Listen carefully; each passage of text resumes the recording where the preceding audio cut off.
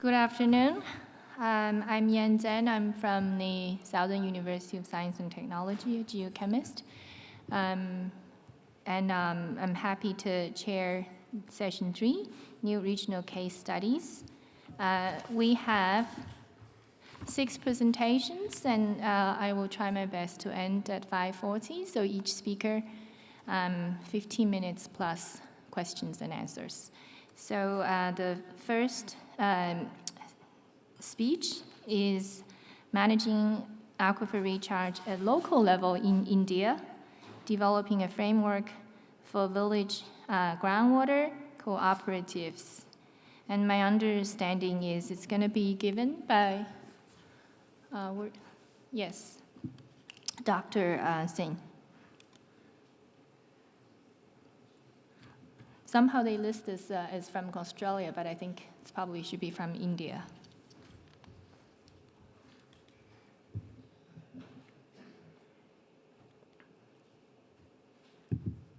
Good afternoon to all.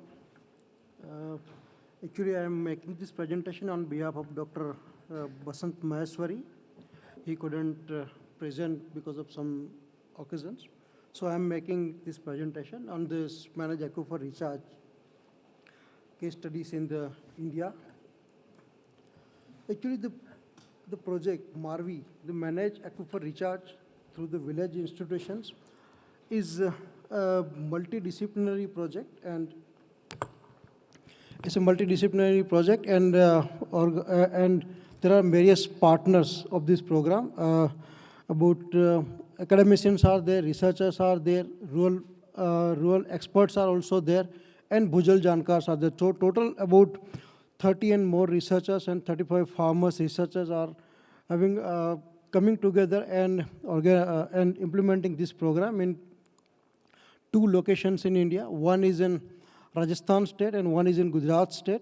In both the locations, there are about 5 villages have been identified in one of the watersheds, and the selection of this watershed are also taken based on the consideration of some government program implementation. In some of the villages, the program has been implemented. In some of the program has to be implemented, so that to make it comparison between two phases of the project. Key activities of the projects are the participatory data collection, sharing information and building understanding, and engaging the policy makers, government agencies, and groundwater users and other stakeholders. The entire journey of the village groundwater cooperatives is begin with dialoguing and making deeper understanding on the groundwater by the farmers, and training the Bhujal Jankars. Bhujal Jankars are village volunteers who have been trained thoroughly on the groundwater geology and mapping of aquifer, mapping of dynamic nature of the groundwater, estimating the groundwater. So through these Bhujal Jankars, the entire knowledge process has been transferred to the farmer communities, so that the farmer can understand this groundwater is a common pooled resource and not an individual resource. So, after this understanding, the continued dialogues are still going on this. Actually, this project is started since 2012, and till we are in the process of evolving the farmer managed or group managed the groundwater cooperatives. This is some concept. So in a village, we are trying to build a group of the farmers, 10 to 15 farmer groups. Those come together and estimate their own resource, and then they form a cooperative, so that utilize their water in a collective manner by taking some collective decisions. So in a village, there may be 2, 3, 4 village cooperatives can be there, and all these cooperatives, all these committees can be registered under the Gram Panchayat. Gram Panchayat is our administrative structure, the lowest administrative unit in the India.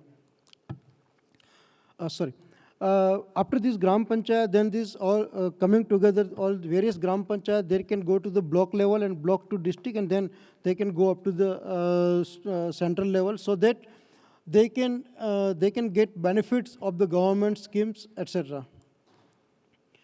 So far, we have constituted three farmer cooperatives in Rajasthan and one farmer cooperatives in the Gujarat state. But now the real challenge is going to start because they came together, they form an institution, but now how to run this institution? Because to run an institution based on some sort of principles, some sort of rules and regulations, and the attitude of the people was that earlier that this if a groundwater occurs in my farm, then I am the owner of the groundwater. So in this condition, how these cooperatives can penetrate this value system across the various community and stakeholders. This is a real challenge, and therefore we are focusing the more role of the Bhujal Jankars, that they can help the communities and they can help these cooperatives to take a better decision so that they can use their groundwater on both the sides, supply side as well as the demand side. Besides this, we are also trying to link community with the data. And this data is through My Well application, and this application is a cell phone based application, and where we can collect anyone can put the data on the open source, and well, rainfall, water quality, check dams. You can see the various photographs in this presentation. The dots are showing the locations where the data are collected by the farmers, and this analysis can be shown in the form of the graph, so that any farmer or any farmer group can understand what is the groundwater behavior in their own farm or within the group of the farmers. So this we are trying to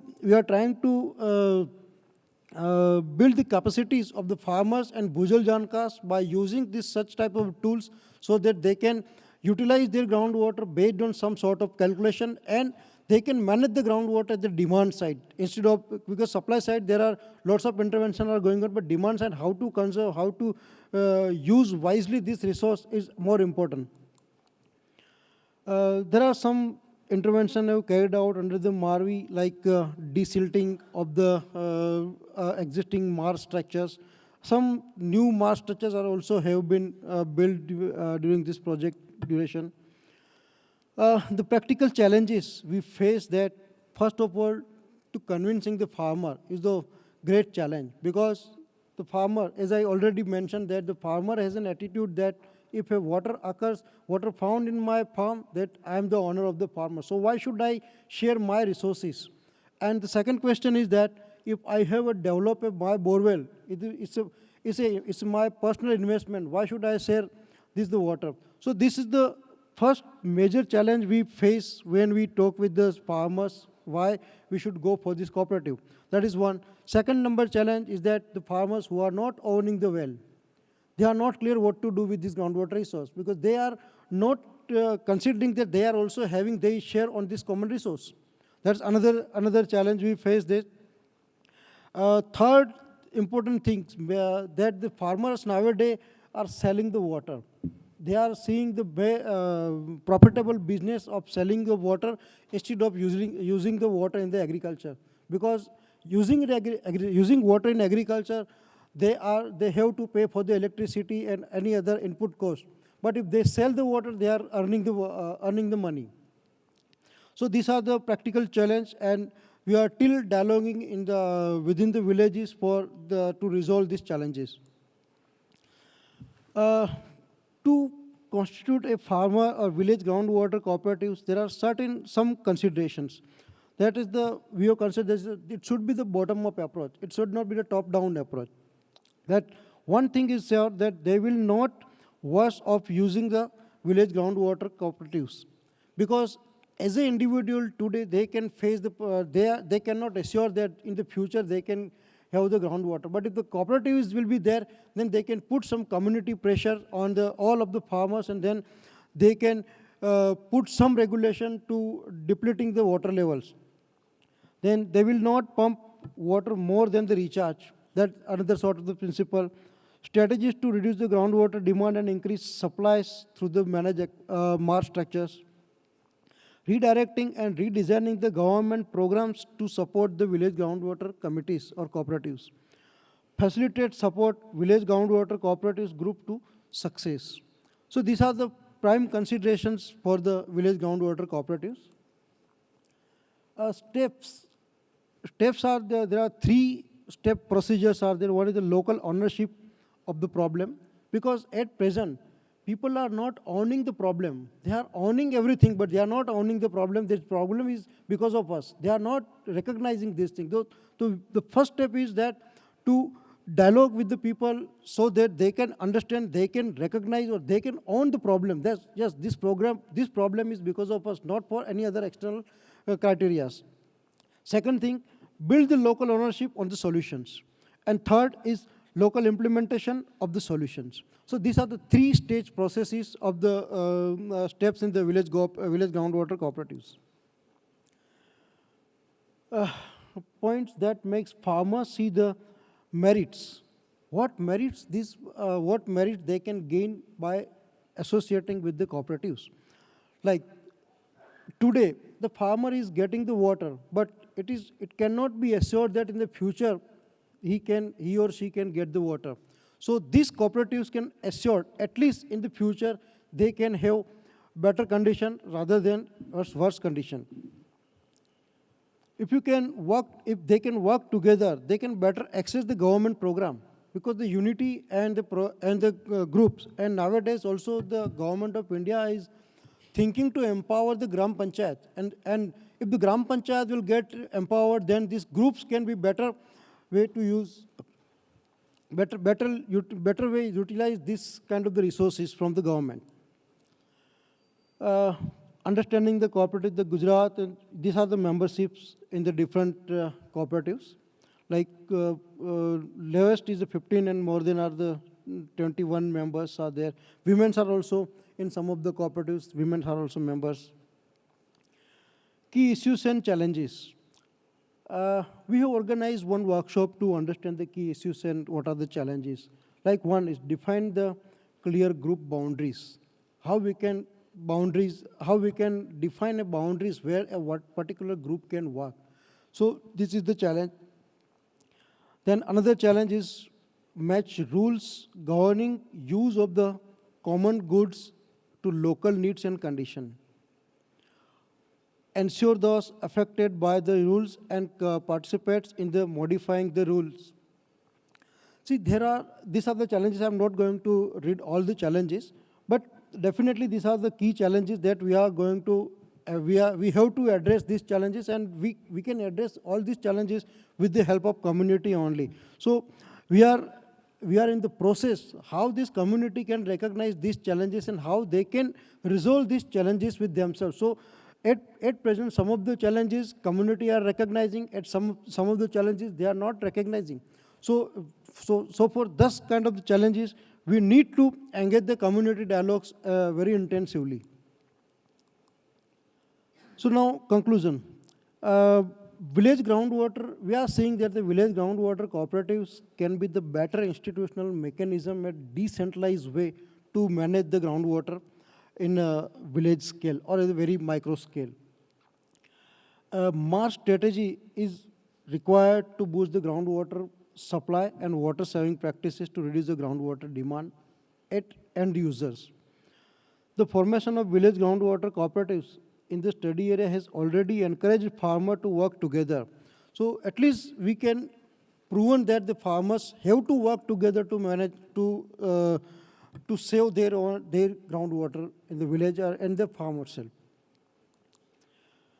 Financial support of this project, in fact, this is financial support of the projects provided by the Australian government and village groundwater committees and Rajasthan and Gujarat state and some of the government department of the state governments. We are very much thankful to all these institutions who have helped us to take this project up to this stage. Thank you. Thank you.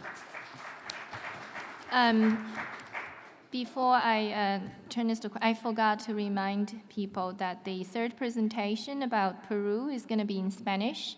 So if you need translation help, please go pick up one anytime before the third presentation. So any questions? Yes? Can we have a microphone? There's a question there. Or you can just shout and then repeat the question, please. Only one question about the app, which is a very good thing to have the communities involved. If there is any quality control on the data? About the mobile app, I think it's a very good idea. But my question is if there is any quality control about the app, because we have an experience, similar experience in Kenya with some problems with the data. See, the data part is managed by the Bhujal Jankar #1. And the verification of this data is regularly carried out by the researchers and research fellows, as we have involved the research fellow and research institution in this program. And third thing, we have also installed some of the automated instruments so that we can correct the data if anything is missing by the Bhujal Jankar, because Bhujal Jankar is taking the data manually.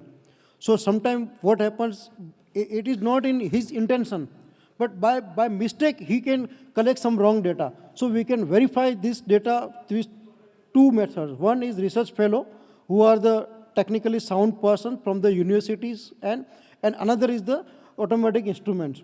So the quality of the data, assurance of the quality of the data has been taken care in this particular project. Okay, thank you.